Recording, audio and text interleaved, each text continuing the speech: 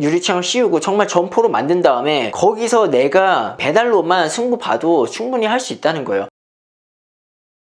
안녕하세요, 루지입니다. 저번 영상에 이어서 이번 시간에도 창업에 대해서 얘기해 보겠습니다. 이전 영상에서 우리가 프랜차이즈 창업을 하는 이유를 분명히 가지고 가자고 했었죠. 우리가 시스템을 만들지 못했기 때문에 시스템을 잘 갖추고 있는 그런 거대 기업들의 어깨에 올라타자, 즉 돈을 주고 기업의 레버리지를 당겨 쓰자 라는 의미에서 프랜차이즈를 할 때 증거가 있는 기업과 함께 해야 된다고 했습니다. 이번 영상은 리스크와 비용을 적게 들이면서 이익은 높이 가져갈 수 있는 그런 창업 물건 어떻게 가져가는지에 대해서 오늘 얘기를 드리겠습니다. 이전 영상에서 얘기 드린 것처럼 직전 3개년 최저시급이 30% 이상 올랐고 자산가와 자본가들의 세금을 더 걷는 쪽으로 정책 방향이 쏠리다 보니까 자산가들의 부담이 임차료 증가로 이어져서 자영업자들이 힘들어하고 있다라고 했죠. 그럼 반대로 여기서 우리가 찾아봐야 될 게 뭐가 있을까요? 한 개의 점포만 하는 사람은 내가 인건비를 대타해서 쓰면 되니까 버틸 수는 있겠지만 그게 아니라 이전에 장사가 잘 될 때 두세 개, 더 넘게는 5개, 10개까지 늘렸던 사람들은 지금 굉장히 어려운 시기를 보내고 있을 겁니다. 만약 3개 점포를 하는 분이라고 칠게요. 만약 이게 편의점이라고 하면 24시간 인건비가 3년 전보다 30%가 오른 거예요. 24시간 31일 풀로 돌렸다라고 가정했을 때 평균 매장 하나당 인건비 부담액이 거의 200만원 가까이 되는 겁니다. 근데 프로토로 돌리는 이런 편의점 기준으로 아무리 수익이 잘 나와봤자 한 300에서 400 사이인데요. 고정비인 월세와 인건비는 치고 올라가고 그에 따라 경영주의 의욕도 떨어지면서 관리 부실이 결국 매출 하락으로 나올 거 아니에요. 이전에 괜찮았던 그 물건들이 관리 부족이나 이런 고정비 증가로 인해서 내가 지금 해결할 수 없는 부분들이기 때문에 이 물건을 버릴 수밖에 없습니다. 즉 관리 소홀에 따른 물건들을 우리가 지금 잡으면 기회로 작용할 수 있다는 거죠. 여기까지 이해되셨죠? 다점포 하시는 분이 3개의 물건을 가지고 있는데 이 3개 물건 중에 하나가 안 좋다고 해서 버렸을지라도 나는 좀 더 다르게 이 다점포 했던 분들보다 다시 시작하면서 내가 주말이나 이럴 때 뛰면서 이 매장의 매출을 다시 키울 수 있는 룸이 있다는 거예요. 이전에 매출이 한 요 정도 나왔는데 최근에 막 이렇게 많이 떨어졌다 싶으면 주변 상황을 우선 보고요. 주변이 변화된 게 별로 없는데 매출이 떨어졌다라고 판단되시면 적절하게 양도자와 만나서 쇼부를 치는 거죠. 권리금을 놓고 쇼부를 쳐서 내가 그걸 잡는 겁니다. 그럼 여러분들은 초기 인테리어 비용 같은 그런 감가상각이 들어가는 그런 비용들을 제거하고 갈 수도 있고요. 매출을 인지하고 가는 거기 때문에 앞으로 더 하락할 이유는 없고 앞으로 내가 열심히 함에 따라 올라갈 수 있는 여지가 있는 그런 물건을 잡을 수 있는 겁니다. 무조건 죽으라는 법은 없습니다. 누군가는 난세라고 가만히 있는 반면에 이 와중에도 이걸 기회로 삼고 괜찮은 물건들을 잡으려고 돌아다니는 분들이 많다는 겁니다. 실제로 이 양도양수 시장 보면은 이런 괜찮은 물건을 잘 찾는 분들이 있어요. 굳이 내가 신규 투자로 매출 얼마 나올지도 모르고 인테리어 비용이나 뭐 이런 것들을 다시 다 투입을 해서